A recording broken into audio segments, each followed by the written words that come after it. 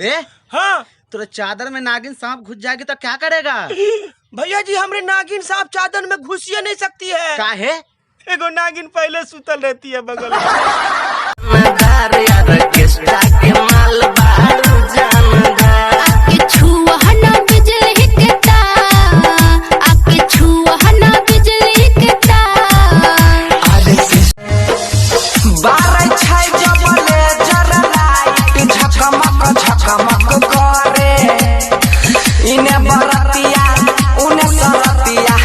दोनों आपस में लड़े डीजे के तार बारह छाई जबले जरा लाइट झकमक करे इन्हें बरतिया उन्हें सरतिया दोनों आपस में लड़े डीजे के तार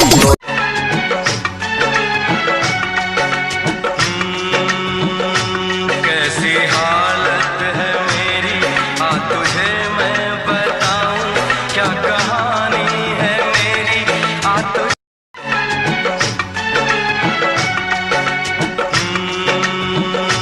कैसी हालत है मेरी आ तुझे मैं बताऊं क्या कहानी है मेरी आ तुझे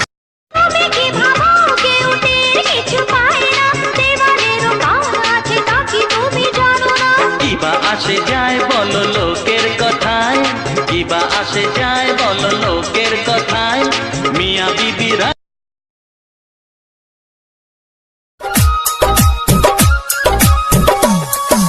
सुनो साले पाकिस्तानी दम चढ़ा दी हिंदुस्तानी करे न पैदा अब मनमानी हाथ से हाथ मिला के देख